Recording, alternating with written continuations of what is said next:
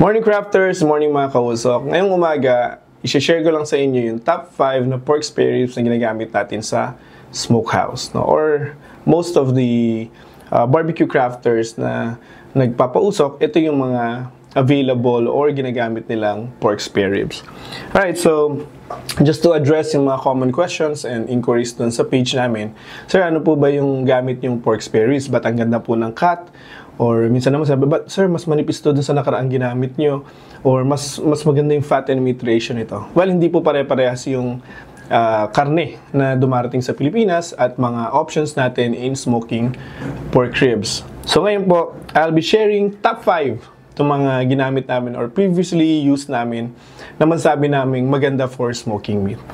But before we go to our top 5, special mention lang muna during the time na wala tayong makita na pork spare ribs in the market, napunta tayo sa La Comarca, no? La Comarca Riblets, no? Siguro sa mga ibang crafters, alam nila tong brand na to.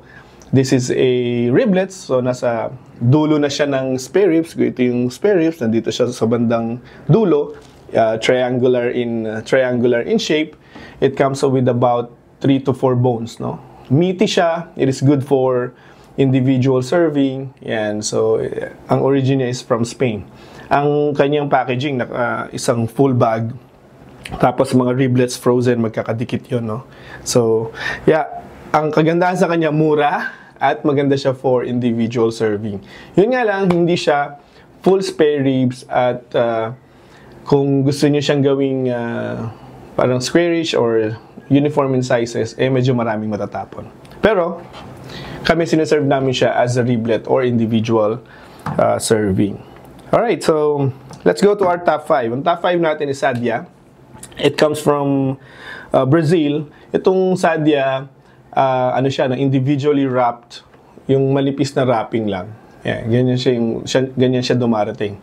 Pero maganda naman yung fat and meat ratio niya. The only thing that we observe dito sa Sadia is hindi siya uniform in sizes, no? Minsan may mahalong maliit, minsan naman medyo malaki, no? So,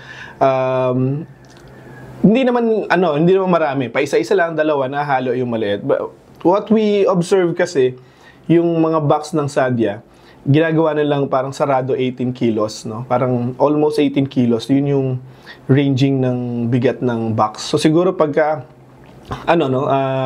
nagbo-box sila, para maging husto sa 18 kilos, naglalagay na sila ng medyo maliit na cut, no? Just to make it 18 kilos per box. Yan. So, yeah, that's our top 5, Sadia. And then, top 4 natin is IBP, no? Itong IBP comes from US. Maganda rin yung kanyang fat and meat ratio. Of course, it's coming from US. Yun naman talaga yung mga best na karne na nakukuha natin in smoking meat. It comes in a vacuum pack, no? Tatluhan din yun siya. Pero ang napansin lang din namin sa IBP, marami siyang loose ends, no? Ang dami siyang dapat i-cut or i-trim. Pero that's fine kasi magagamit naman yun sa sausages, yung mga trimmings na yun. So, pero when it comes to the fat and meat ratio, maganda po yung IBP. Yun nga lang po, medyo scarce or hindi masyadong madaling maghanap ng IBP na pork spare ribs. At kung may makita man, medyo mas mataas siya compared dun sa iba. Alright.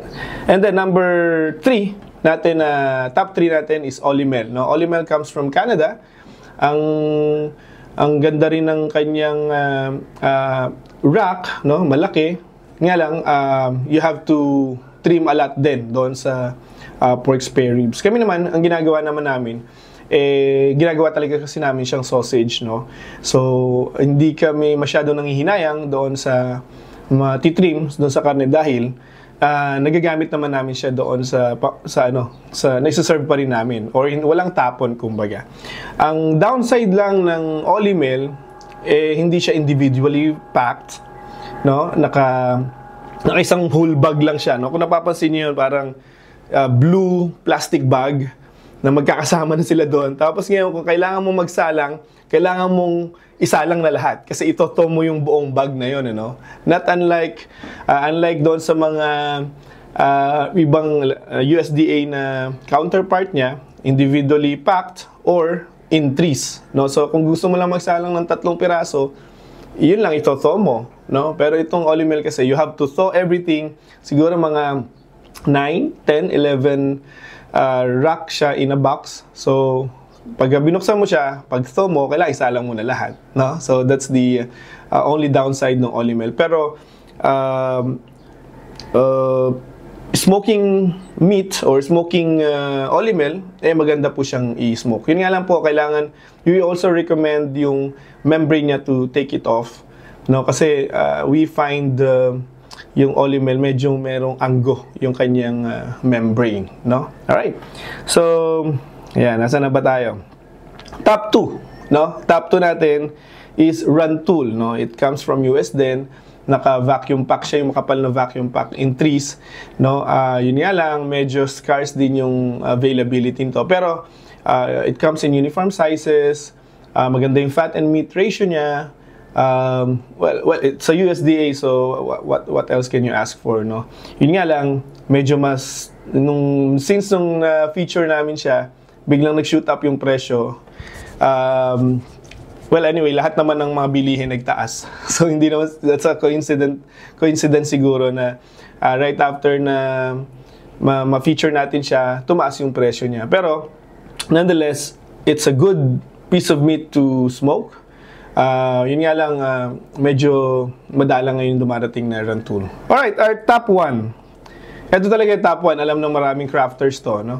Swift spare ribs, no? Or means, meron pa nga ang Swift na St. Louis cut na no? Swift St. Louis cut spare ribs. Wala ka na ititrim. Yun na yung ano. Pero, whether spare ribs or St. Louis cut, Swift talaga, quality, no? Quality talaga yung karne nila. Medyo pricey lang siya compared to the other spare ribs, pero you'll get the ano naman, no? The price that you pay for the quality of the meat, no? So ang Swift, it comes with ano din, no? in vacuum pack, in threes din, no? Magkakasama sila, tatlong magkakapatong, and so it comes from US din, USDA. So I think when it comes to standard ng meat, ang taas ng standard ng Swift, kaya you can never go wrong with Swift. The only thing is that you have to weigh is the price of the meat, no? So if you're using this, syempre kailangan maganda yung margins mo if you're serving it in a restaurant, or yung nag-smoke ka sa bahay and you're selling it. So kailangan maganda yung margins mo kasi medyo quality naman talaga yung karne. Alright, so that's our top 5, no? Meron tayong special mention na La Comarca. Ayan, and then meron tayong Sadia top 5, IBP, and then Olymel, Rantoul, and Swift spare ribs. Okay, so just to close, bakit napapansin nila na pare-pares naman yung nagiging cut ninyo? That's because we are trimming our meat into St. Louis cut, no? Magbibigay na rin ako ng a couple of tips, no?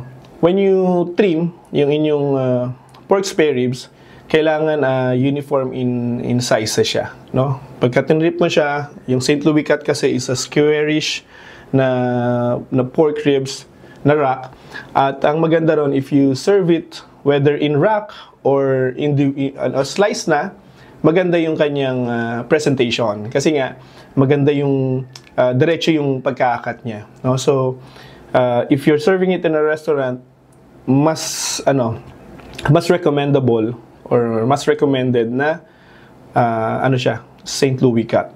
Why? Here comes the second tip. Kasi pagka ginawa mo siyang St. Louis cut, you'll have the same uniform sizes. At the same time, magbago man yung mga brand na available sa market. If you cut it in St. Louis cut, lumiit man o medyo iba na yung brand, at least if you cut it in squarish parang rectangular shape, pare-parehas din yung presentation niya, or pare-parehas yung itsura niya, no? So mas maraming trim yung iba, nga lang mas konti yung ibang spare ribs naman na brand, pero lahat naman yung mga gamit nyo into making sausages.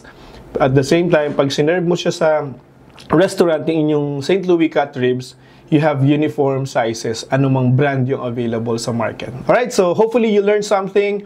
And yeah, if you use other brands or ng pork spare ribs, please let us know.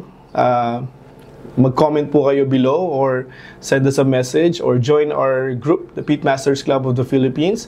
And then magtulungan po tayo on how we can acquire yung mga karne na yon and be able to smoke meat properly, tama, at yung mga top-notch na output. Tulungan lang po tayo. Alright, thank you very much for watching and hope you have a great week ahead and smoke on.